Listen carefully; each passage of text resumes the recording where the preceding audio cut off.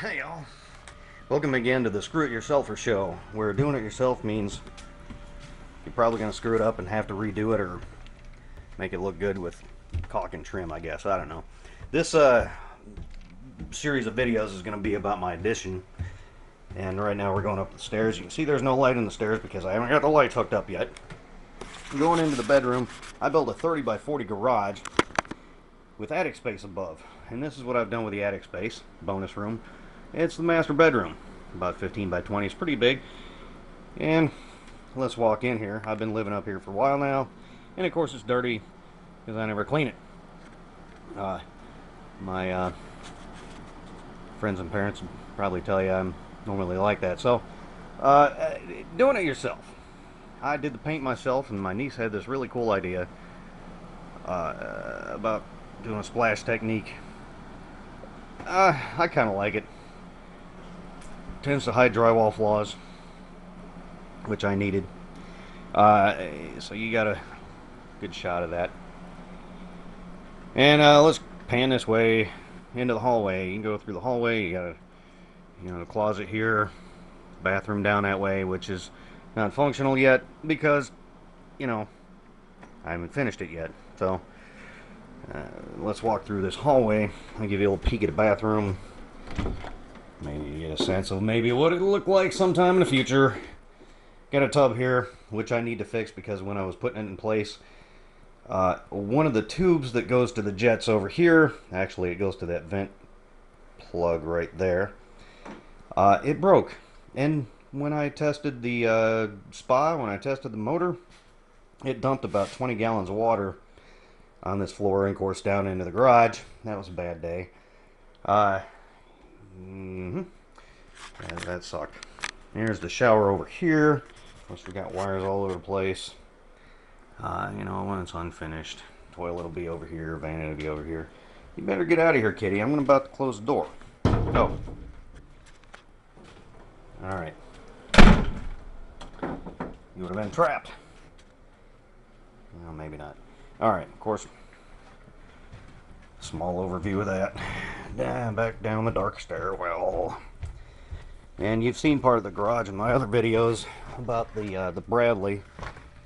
I'll step out the door here and give you an overview. It's dark, of course, because I don't have the drywall finished on the ceiling. I don't have the ceiling finished. I do have plugs, and that wiring is not hooked up either, so I can't plug in overhead lights. You can see where the Bradley is right there, but there's the rest of the garage. There's going to be a closet right here. We'll step out around this area so you can get a better view. It's dark, so you can't really see a whole lot. So I'll continue on. Go back in here. And of course, the addition started right here. This used to be porch. The house was 30 by 40, and this 6 by 16 area was porch. And there was a wall right here. You can see where the seam is and where the wall used to be. There used to be a big door. This door actually used to be right there.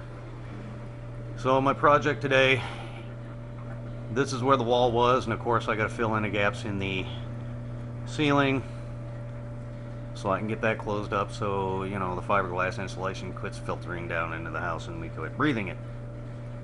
That's probably actually happening too. Hopefully not too much. Well,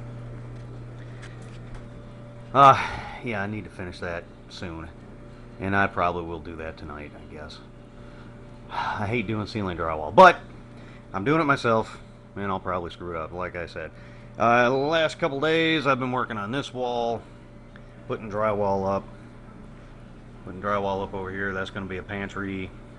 Down there is going to be the new laundry room. So I got to tie in all this crap. When you do things yourself, little helpful hint. I talked about planning in a video before. You want to have a logical succession of actions where you build a wall, you run the wiring and plumbing, you do the drywall, taping and mudding and painting, and then you hook up the electrical plugs and switches and lights and stuff. such as these right here. But I put these in yesterday because I needed to finish that circuit so I could have light in here. So I put that up. We'll switch right there for it. If I didn't put that up, I wouldn't have any light except for those right there. And it wasn't enough. And of course I got this area light right here. So, piecemeal here and there. And of course, I must have OCD because I'm working on one project and I get bored of it. You know, I don't complete it, and then I'm jumping over to something else. You know, let's continue on. This door down here was on the outside of the porch. Of course, that door wasn't there; it was open to the weather, which is why that floor, even though it's pressure-treated plywood, is too bouncy. Now I'm going to rip it up and put some, you know, regular subfloor there, so it'll be a little more solid. So I'm going to take that door out. Area out, and I'm going to put a 6-foot French door. Not the one I removed from this wall, but you know, a better one actually. And that'll be a project for another day. Maybe it'll be a project for when the weather cools down, because it's Georgia and it's hot. It's very hot and very humid. And my heat pump is working hard enough just trying to keep the house cool as it is. And the bugs out. Oh, good God, man, I know if I cut a 6-foot hole in the wall there, I'm gonna have bugs for days. And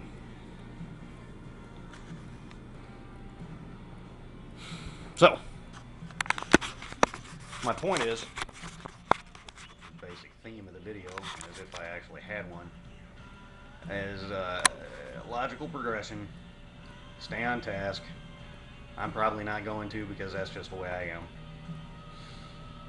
Of course, when you're working mostly by yourself, there's a lot of things you can't do, such as putting ceiling drywall up. Finishing the ceiling, those 8-foot sheets of drywall are pretty heavy.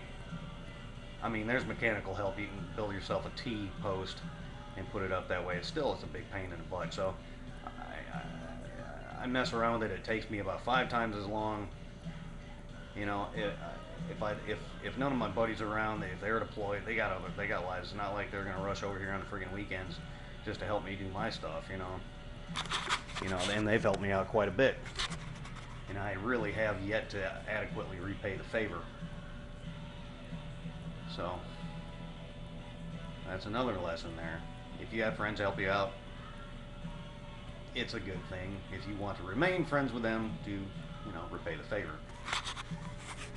But other than that, you've been watching the Screw It Yourselfer. And I'm gonna get back to work and hopefully not screw it up. But I probably will, and I'll probably have to redo something.